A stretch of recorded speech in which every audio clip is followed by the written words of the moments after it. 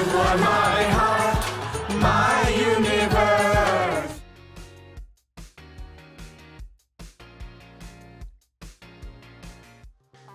Number 10. Sheldon hangs out with James Earl Jones, the convention conundrum.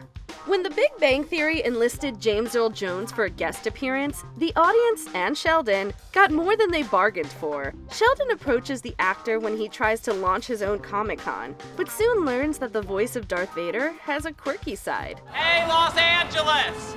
I'm on a Ferris wheel with Darth Vader! And he's nicer than you think! The duo ends up spending a boisterous evening together that involves a Q&A over a banana split, riding a Ferris wheel, and singing karaoke. The jungle, the mighty jungle, lion sleeps tonight. Bring it home, Mufasa.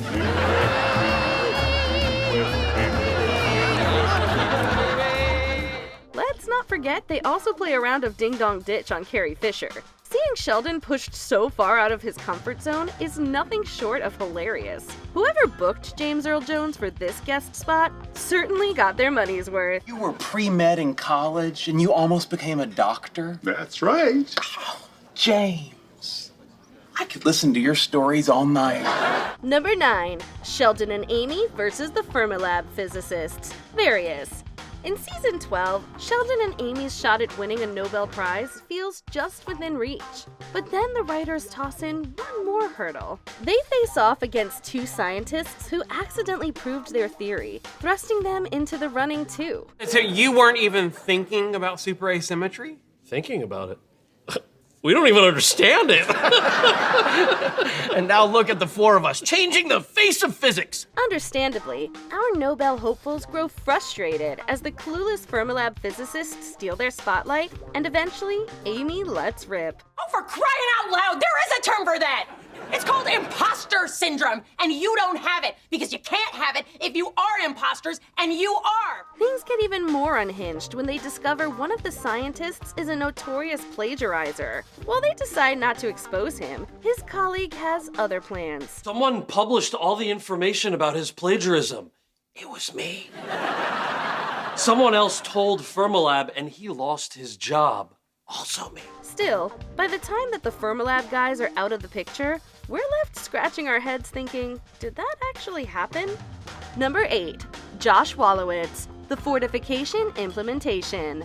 The trope of a long-lost family member showing up unannounced always serves up some grade A drama. Indeed, that's exactly what happens when a young man claiming to be Howard's half-brother turns up at his and Bernadette's door. Are you saying you're my half-brother? I think so. Bernadette, weird things are happening out here? Howard is initially freaked out, but as the evening unfolds, they find some common ground and even start bonding. You might think this is the beginning of a great brotherly relationship, right? Well, you'd be wrong. After this episode, Josh vanishes without a trace, and Howard never mentions him again. Well, I hope I get to see you again. I hope so too. I've always dreamed of having a brother to play catch with. Keep dreaming. Meanwhile, audiences are left wondering, why drop such a bombshell storyline only to leave it hanging forever? It was actually just a mechanical hand. That's all you need, right? You are my brother. Number 7. Howard goes to space. Various. When Howard announced NASA picked him as a payload specialist for a mission to the International Space Station, we all went, huh? That's ignition. I love this part! Me too! I have strongly mixed feelings! Have you met Howard Wolowitz? Not exactly your typical astronaut material, is he? Plus, he barely survived the training. What did he expect the real deal to be like? I survived. I wasn't sure I was going to when the sandstorm hit. Just pulled my turtleneck up over my head and waited for death. Speaking of training, regular astronauts invest years for these missions, but Howard, he gets a quick crash course. Real NASA astronaut Mike Massimino was apparently impressed by the accuracy of the space station set, but that's pretty much where the realism taps out. Don't get us wrong, it's a fun ride, but the writers basically went off the earthly map with this one. We should probably talk in code. From now on, frog is me, sandwich means you, and lemon means rocket. So come on, sandwich, build me a lemon, because Froggy wants to come home. Number 6. Penny wakes up next to Raj, the roommate transmogrification and the skank reflex analysis. After a few drinks, Penny confesses to Raj that she regrets breaking up with Leonard. Can I tell you a secret? Yeah. I screwed up. Leonard's a great guy. Never should have broken up with him. But he's moved on, so what can she do? Well, she ends up spending the night with her buddy, throwing us all for a loop. Okay, look, this never happened. Do you understand me? Really? Still can't talk to me? We were just as surprised as she was waking up next to Raj, and she doesn't even get the chance to sneak out before the whole gang finds out. The next episode is a full-on cringe fest, as Penny grapples with the aftermath of the night before. Just as we thought this story couldn't have any more twists, Raj makes one more revelation that suggests all of Penny's fretting may have been a tad premature. I had trouble putting it on, and you tried to help, and that was all she wrote. Number 5. Howard's creepy antics. Various. Before Penny introduced him to Bernadette, Howard made some seriously questionable moves. Remember the disturbingly extreme lengths he took to find the top model house? NORAD, you're using military aircraft? It was already targeted to poke around a nuclear reactor in Siberia. I took it an hour out of its way, tops. How about the time Penny promises to introduce him to her friends if he keeps Leonard out of the apartment before his birthday party? So what does he do? Eat a granola bar containing peanuts despite being super allergic. I'm doing this for you, little buddy. And who could forget the time he used his engineering skills for personal perks? What is this? It's a robot arm. Where's the rest of the robot? I only built the arm. Because that's all you needed, right? Talk about nuts. Penny's ultimately the one who knocks some sense into him, but we have to wonder what was going on in the writer's room when these storylines unfolded.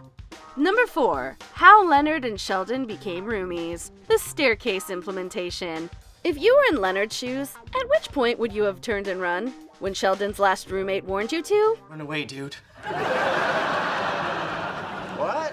Run fast, run far. When you saw chilling graffiti on the bedroom wall. Or perhaps when your new roomie hands you a novel-length roommate agreement. Despite a sea of red flags, Leonard goes ahead and signs. Things take a weird turn when Leonard reveals that Sheldon's complete and utter lack of social skills actually saves him from potentially serving time. Luckily, Sheldon drove her out before I revealed anything important, which I'm not saying I would have.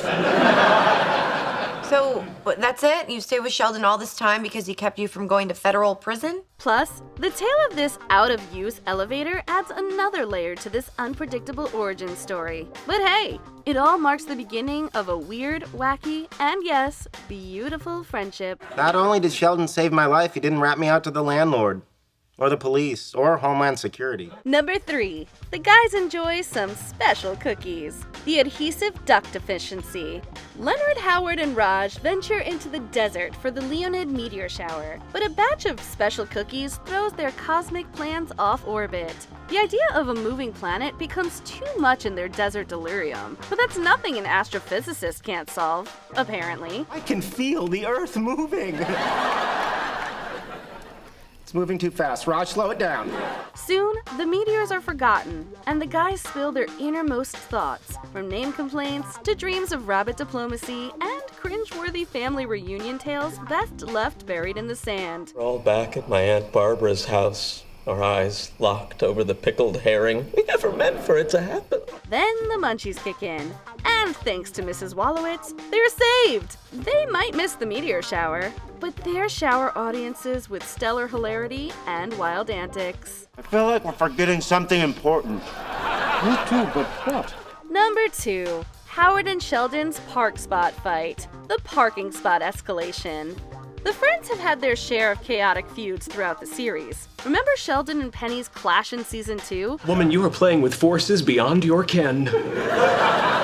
Yeah, well, your Ken can kiss my Barbie. And who could forget Sheldon's revenge bed and breakfast after his spat with Leonard in season 10? But we really had to buckle up for the showdown between Howard and Sheldon over a parking spot. When Sheldon fails to understand why his spot was reassigned to someone who actually drives, he and Howard end up embroiled in a fierce clash. You don't even drive. It doesn't matter.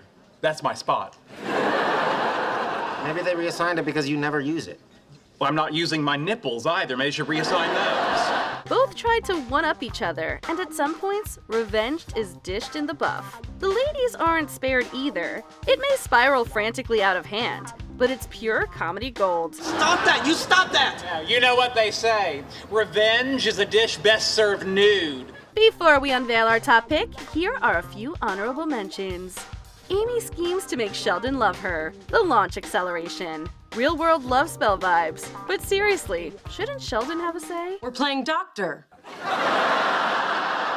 Star Trek style. I'm in hell, Leonard. Don't stop. Penny's married? The Thanksgiving decoupling. It's Thanksgiving, but Zach's getting served more than a turkey dinner. Okay, look, Zach, come on. You know neither of us thought this was real. I mean, we were married by an Elvis impersonator. Of course it was an impersonator. We could never afford a real Elvis. Penny pretends she's still dating Leonard to impress her dad. The boyfriend complexity. As if their relationship wasn't weird and complicated enough. I love you. Love you too. The wedding present scavenger hunt. The wedding gift wormhole. Sheldon and Amy go off the rails, unraveling their mystery wedding present. And they want us to fill it with our memories.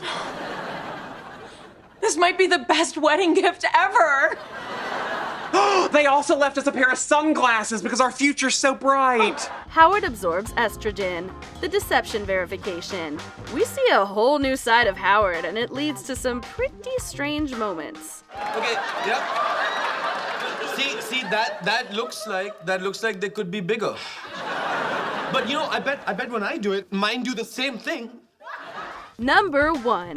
Dr. Lorvis traps the guys in his basement.